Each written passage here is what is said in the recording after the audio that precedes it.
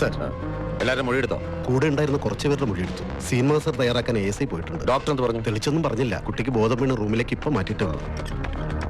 Okay, sorry sir.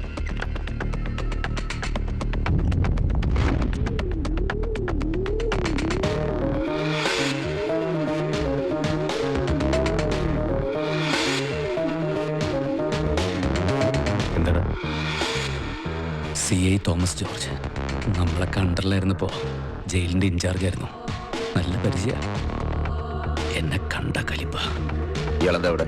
കൂടെ പഠിക്കാത്രേ 4 പേരും. പഠിപ്പിക്കുന്ന സാറന്മാര് പറഞ്ഞപ്പോഴാ വിശ്വാസമായത്.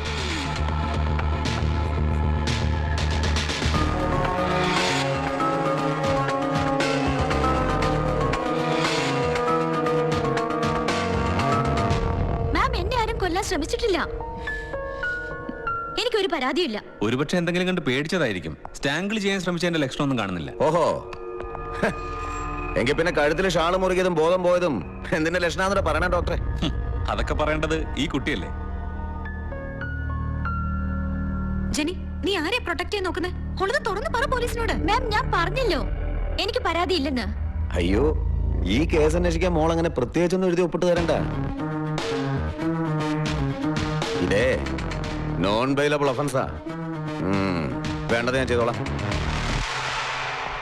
ചിലരുടെയൊക്കെ നിഴൽ വീണപ്പോഴേക്കും പഴയതൊക്കെ ആവർത്തിക്കാൻ തുടങ്ങുക. സാറൊന്നും മറന്നിട്ടില്ലല്ലോ അല്ലേ?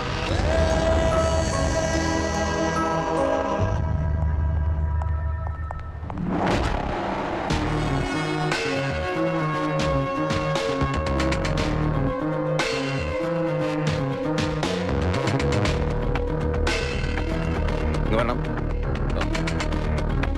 താ അവിടെ വന്നാൽ മതി.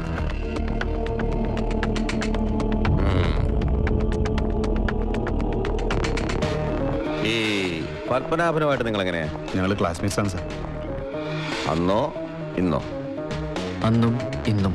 ഓഹോ, അപ്പൊ എല്ലാം അറിയുന്ന കൂട്ടുകാരാ.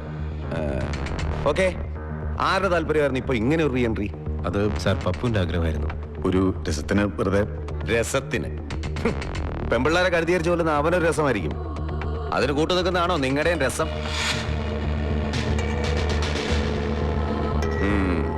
ആത്മാർത്ഥ സുഹൃത്തുക്കൾ അറിയാൻ വേണ്ടി പറയാ, 10-12 വർഷങ്ങൾക്ക് ശേഷം ജീവപര്യന്തവും കഴിഞ്ഞ് അതേ കോളേജിലേക്ക് അവനെ കെട്ടിയെടുത്തെങ്കിൽ അത് വെറുതെ ആവില്ല. തീർക്കാൻ ബാക്കി വെച്ച എന്തോ ഒന്ന് അവനെ ക്യാമ്പസിലുണ്ട്. അതിന്റെ തെളിവ് ഇന്നലെ കണ്ടത്. എന്താ വേണ്ടെന്ന് എനിക്കറിയാം.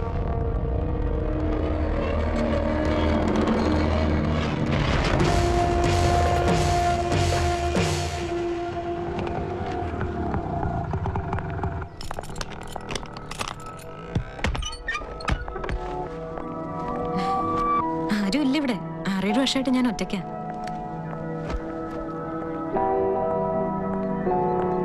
തുടർന്ന് ഒറ്റയ്ക്ക് തന്നെ മതിയെന്ന് തീരുമാനിച്ചത് ഞാനാട്ടോ. ആരോടും ഒരു ഇമോഷണൽ അറ്റാച്ച്മെന്റും വേണ്ടാന്ന് കരുതിയിരുന്നത്. എന്റെ അനുഭവങ്ങൾ അത്രയ്ക്കുണ്ടേ. പക്ഷേ നിന്നോട് മാത്രം. ജെനി കേട്ടിട്ടുണ്ടാവും, നമ്മുടെ ക്യാമ്പസിൽ വെച്ച് ഒരു പെൺകുട്ടി കൊല്ലപ്പെട്ട കഥ. 10-12 വർഷങ്ങൾക്ക് മുൻപ് കേട്ടിട്ടുണ്ട്. പക്ഷേ വ്യക്തമായിട്ട് അങ്ങനെ. അതവളാ, ലക്ഷ്മി.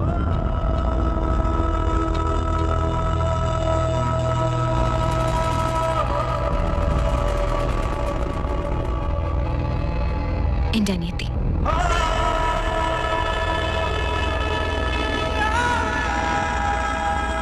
നിന്നെ പോലൊക്കെ തന്നെയായിരുന്നു എന്റെ ലക്ഷ്മി. കമ്പനി മുഴുവൻ ബോയ്സുമായിട്ട്. അന്ന് കോളേജ് ഡേ. നാടകത്തിൽ അവളും 4 ബോയ്സും മാത്രം. ആ 4 പേരെ ഇപ്പൊ ജെനി അറിയും. മാം, അവരോ? പപ്പു? അതെ.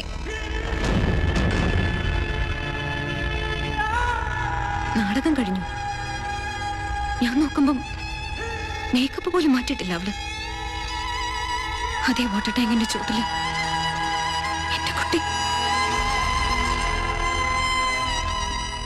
ജെനി, എനിക്ക് നിന്റെ കാര്യത്തിൽ പേടിയുണ്ട്. എന്റെ ലക്ഷ്മിക്ക് സംഭവിച്ചത് നിനക്ക് സംഭവിക്കരുത്.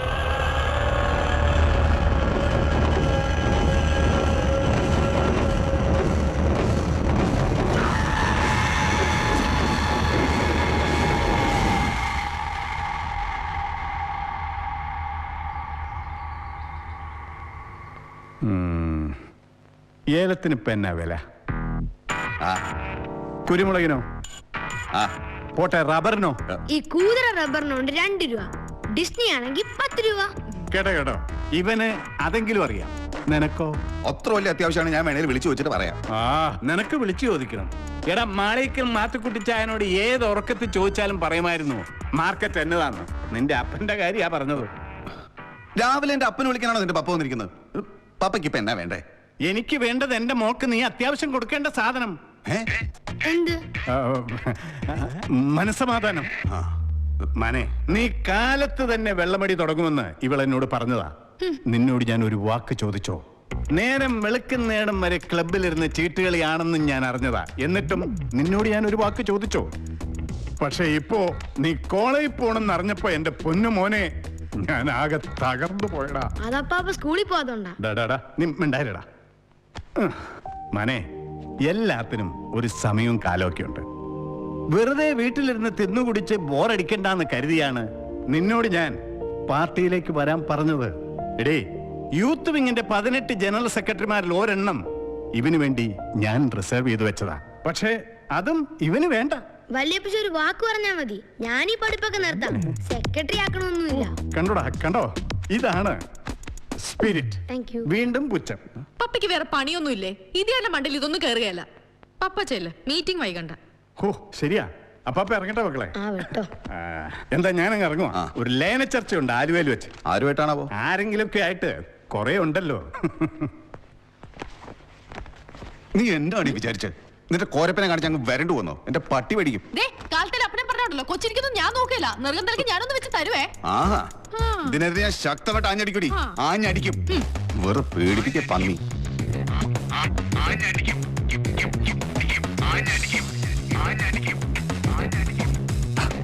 എന്താ കണ്ടൂടെ? നീ ഇതെവിടെ പോടി? പാലായ്ക്ക്, എന്റെ വീട്ടിലേക്ക്. പഠിച്ച IAS കിട്ടിയിട്ട് ഇങ്ങനെ വിളിക്കും. നീ തന്നെ കാണിക്കുന്നത്? എനിക്ക് മതിയായി. ചെറുക്കനെ കൂടെ കൊണ്ടുപോടി. സൗകര്യമില്ല. വീട്ടിൽ നിന്ന് വന്നപ്പോ ഞാൻ ഇതിനെ കൊണ്ടല്ലോ വന്നത്.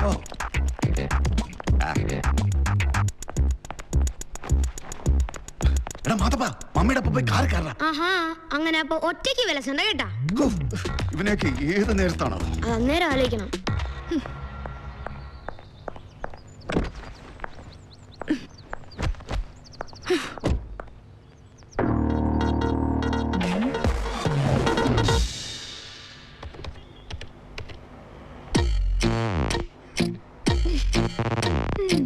ചേട്ടൻ ആകെ ഗ്ലൂമിയായിട്ടിരിക്കുന്നേ.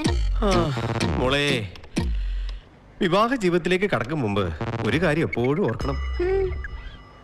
ഭർത്താവിന്റെ സന്തോഷം അതായിരിക്കണം മോക്കടെ സന്തോഷം. ഓക്കേ?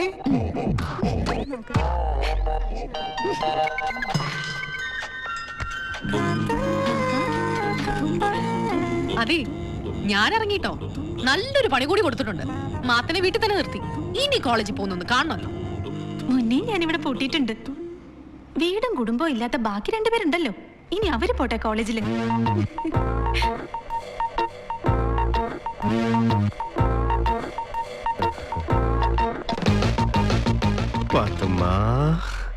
ഇതുപോലെ ഞാൻ നിന്നോട് വേറൊന്നിനും കെഞ്ചിയിട്ടില്ല. 2 ക്ലാസ് മിസ് ചെയ്താൽ മതി. പാച്ച് ചെയ്യാൻ വലിയ പാടാ. നിനക്കറിയോ, ഞങ്ങൾ 4 പേരും തമ്മിൽ ഒരു മത്സരം പോലുണ്ട് ഫസ്റ്റ് റാങ്കിന് വേണ്ടി. നീ ഒന്ന് സഹകരിച്ച ഫസ്റ്റ് റാങ്ക് നിന്റെ ഇക്കാക്കൊക്കെ തന്നെയാ. പൊയ്ക്കോട്ടടി പ്ലീസ്. ഓ, താങ്ക് യു മുത്തേ. മുന്നേ ഇവിടുന്ന് ഇറങ്ങിയ ഞാൻ അപ്പ ഷട്ടർ ഇടും. പെട്ടല്ലോ പടച്ചോനെ.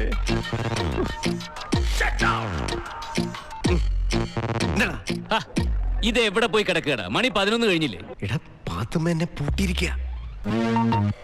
ഒരു പഴുത് കിട്ടിയ ഞാൻ ചാടും. പാത്തുമ്പോനെ പൂട്ടിയിട്ടിരിക്കുകയെന്ന്. പൂട്ടും. അതല്ല ഞാൻ കല്യാണം കഴിക്കാത്തത്. എന്തോ